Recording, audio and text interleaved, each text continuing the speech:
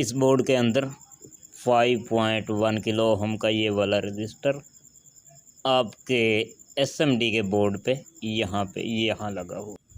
ADC यानी analog to digital converter pin number 8 पे यहाँ देखिए।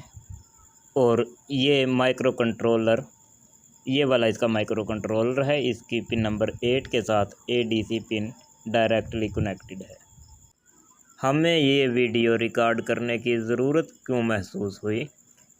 अभी 3-4 दिनों पहले हमने ये वाली वीडियो अपलोड की थी जिसमें एसएमडी रिवर्क स्टेशन तैयार करना सिखाया था। इस वीडियो के नीचे काफ़ी सारे कमेंट ऐसे आए हैं कि सर आपने एयर कंट्रोल का एरिया नहीं बताया, हालांकि इसमें बताया हुआ है। यहाँ पे आप देखिए, इस वीडियो के साथ ही हमने ये वाली तस्वीरें और डायग्राम आपके साथ शेयर किया था। इसमें अगर आप यहाँ पे गौर करें, ये रेड मार्क लगा हुआ है, एरो का निशान भी नज़र आ रहा है। ये 2 इंटरफेस यहाँ पे बने हुए हैं और साथ में फ़ैन लिखा हुआ है। अगर आप लोग थोड़ा सा गौर कर लेते तो आपको ये सवाल पूछने की ज़रूरत पेश ना आती। मेरा ख़्याल है अब ये मसला आपका क्लियर हो गया होगा।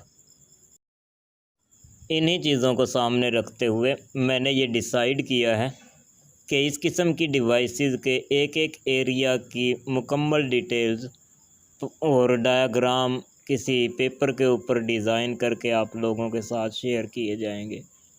तो आज के इस वीडियो में हम सिर्फ एयर कंट्रोल के एरिया का डायग्राम और बोर्ड के ऊपर इन कंपोनेंट्स की डिटेल्स आपके साथ शेयर करेंगे।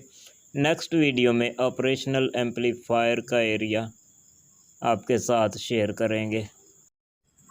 काडा 2018D+, इस मशीन में ये हाईलाइटेड एरिया एयर कंट्रोल का सर्किट सिर्फ इतने एरिया में है। अगर कभी भी एयर कंट्रोल का कोई मसला आए तो आपने सिर्फ इस एरिया के इन कंपोनेंट्स को टेस्ट करना है। डायग्राम में आप देखिए, ये इसका एयर कंट्रोल एरिया का सर्किट डायग्राम है जिसको मैंने अलग पेपर पे डिज़ाइन कर लिया है। इसका डाउनलोड लिंक इसी वीडियो के डिस्क्रिप्शन से आपको मिल जाएगा, लेकिन इसको सिर्फ वो लोग डाउनलोड कर सकेंगे जिन्होंने हमारे चैनल को सब्सक्राइब किया हुआ है। अदरवाइज़ कोई दूसरा बंदा इसको डाउनलोड नहीं कर पाएगा। अगर आपकी मशीन में 12 वोल्ट का फ़ैन इस्तेमाल किया गया है तो फिर इस सर्किट को same as it is design करना है। और अगर 24 वोल्टेज का फ़ैन लगा हुआ है तो वोल्टेज आप 24 लगाएंगे और कैपेसिटर कम से कम 35 वोल्टेज के लगाने होंगे। यहाँ पे आप देखेंगे वीसीसी वोल्टेज इस लाइन से होते हुए TIP 122 इस ट्रांजिस्टर की पिन नंबर 3 के ऊपर डायरेक्टली, और इसके अंदर ये वाला रजिस्टर 5.1 किलो ओम, ये कम से कम 1 वाट में लगाना है, इससे कम नहीं लगाना। ये रजिस्टर आप 1 वाट से ज़्यादा का लगा सकते हैं, लेकिन इससे कम का लगाएंगे तो आपका फ़ैन वर्क नहीं करेगा या फिर ये रजिस्टर जल जाएगा। मज़ीद इसके अंदर ये वाला कैपेसिटर ये 10 UF में है। ये मिनिमम आप 10 वोल्ट भी लगा सकते हैं, 25 भी लगा सकते हैं, इससे बड़ा भी लगा सकते हैं। इसका काम सिर्फ ADC से आने वाले सिग्नल को, इस करंट को स्टेबल रखना है।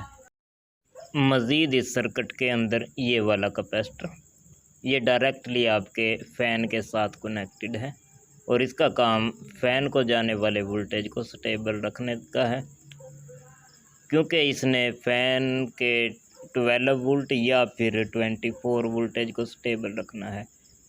इसको आपने 12 वोल्ट से ज़्यादा का कैपेसिटर यहाँ पे आपने लगाना है हमेशा, क्योंकि आपका फ़ैन 12 वोल्ट का है और अगर 24 वोल्टेज का है तो फिर आपने मिनिमम 35 वोल्टेज और 220 UF। इसी तरह से सेम यहाँ पे भी आप लोग नोट कर लीजिए।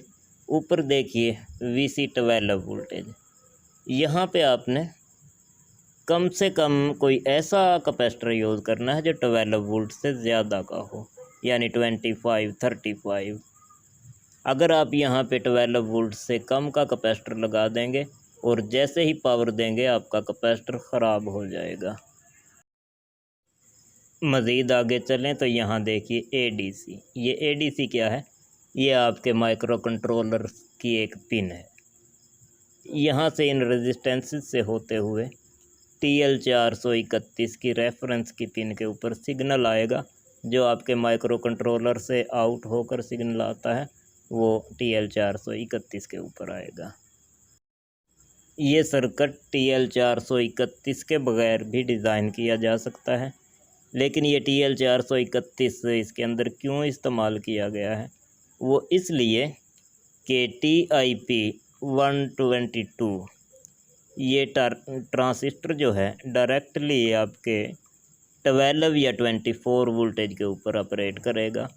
अगर कभी भी बाय मिस्टेक ये ट्रांसिस्टर जल जाए या शॉर्ट हो जाए तो आपके जो 12 या 24 वोल्टेज डायरेक्टली माइक्रो कंट्रोलर के ऊपर चले जाएंगे और 12 वोल्ट या 24 वोल्टेज माइक्रो कंट्रोलर के लिए ये बहुत ज़्यादा हैवी समझे जाने वाले हैं, क्योंकि माइक्रो कंट्रोलर कम से कम 3 वोल्ट पे ऑपरेट कर जाता है। अगर इसके ऊपर आप कभी भी 5 वोल्टेज से ज़्यादा लगा देंगे तो माइक्रो कंट्रोलर ख़राब होने का अंदेशा होता है। इसलिए कंपनी ने इसके अंदर TL431 का इस्तेमाल किया है, ताकि अगर कभी भी TIP122 ये शॉर्ट हो जाए तो माइक्रो कंट्रोलर सेफ रहे। जैसा कि मैं पहले एक्सप्लेन कर चुका हूँ, ADC पिन, यहाँ पे माइक्रो कंट्रोलर का सिग्नल प्रोवाइड किया जाता है। सिग्नल से मुराद ये है कि ये आपके फ़ैन को ये हिदायत देता है कि आप इस फ़ैन को कितनी स्पीड से चलाना चाहते हैं, यानी उसकी स्पीड को कंट्रोल करने के लिए कंट्रोल सिग्नल यहाँ पे आता है। मज़ीद इसको बोर्ड के ऊपर आपके लिए मैं एक्सपेरिमेंट करके दिखाता हूँ। इस बोर्ड के साथ मैंने फ़ैन को अटैच कर लिया है और 12 वोल्ट के लिए 2 अदद तारें इसमें मैंने लगा ली हैं और हमें पिन नंबर 8 पे, माइक्रो कंट्रोलर की पिन नंबर 8 के ऊपर यहाँ पे सिग्नल देना है। वो सिग्नल आप आर्डियोनो से भी दे सकते हैं और किसी हीट सेंसर का सिग्नल भी हो सकता है या ऑपरेशनल एम्पलीफायर का सिग्नल भी हो सकता है। इसके अलावा अगर सिंपली हम इसको मैनुअली तरीके से ऑपरेट करवाना चाहें तो इस पिन के ऊपर हम एक अदद पोटेंशियोमीटर का सिग्नल भी लगा सकते हैं। इस वक्त हमारा मकसद इस सर्किट का वर्किंग प्रिंसिपल समझाना है, इसलिए हम किसी भी चीज़ का सिग्नल लगा सकते हैं, लेकिन सबसे आसान पोटेंशियोमीटर का सिग्नल हम यहाँ पे लगा के आपके सामने इसका वर्किंग प्रिंसिपल समझाने की कोशिश करेंगे। 50 किलो ओम के पोटेंशियोमीटर की रेफरेंस पिन के ऊपर मैंने 12 वोल्ट लगा दिए हैं। ये 12 वोल्ट पोटेंशियोमीटर के अंदर से गुज़रते हुए माइक्रो कंट्रोलर की पिन नंबर 8 पर पहुँचेंगे।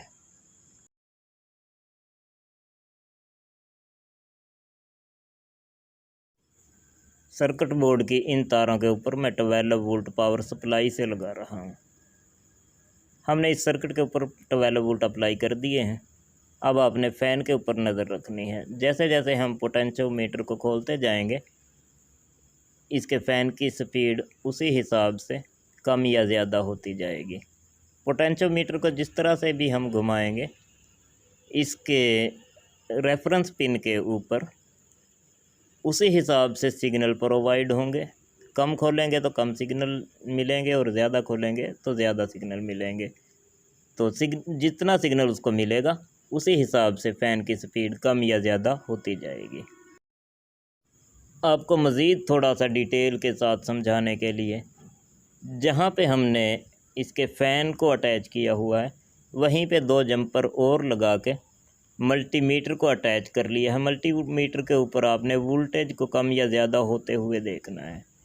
इस वक्त हमारा फ़ैन 2 वोल्टेज के ऊपर ऑपरेट कर रहा है।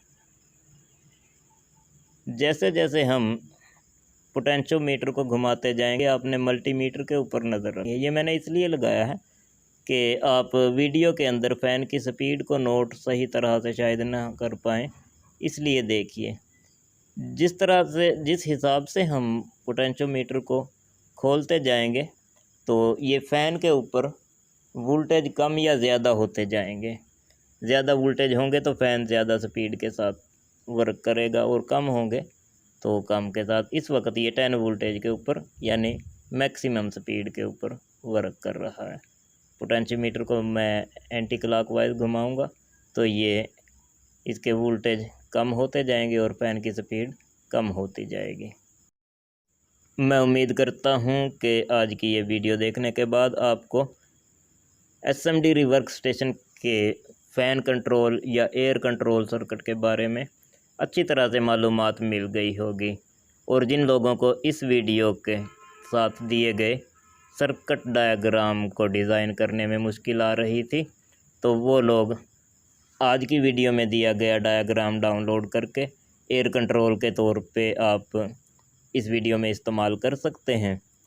और मज़ीद अगर किसी चीज़ की समझ ना आई हो तो उसके बारे में आप कमेंट में लिख दीजिए, मैं आपके प्रॉब्लम्स को सॉल्व करने की कोशिश करूँगा। नेक्स्ट वीडियो में हम SMD रिवर्क स्टेशन के ऑपरेशनल एम्पलीफायर का सर्किट डिज़ाइन करके उसको अच्छी तरह से एक्सप्लेन करने की कोशिश करेंगे। अगर आपको हमारा काम पसंद आए तो वीडियो को लाइक कर दीजिए और हमारे चैनल को सब्सक्राइब कर दीजिए। इस वीडियो में दिए गए सर्किट डायग्राम को आप सिर्फ इसी सूरत में डाउनलोड कर सकेंगे जब आपने हमारे चैनल को सब्सक्राइब किया होगा। मैं आपसे गुजारिश करता हूं कि इसको डाउनलोड पे अप्लाई करने से पहले हमारे चैनल को सब्सक्राइब ज़रूर कर लीजिए। अल्लाह हाफिज़।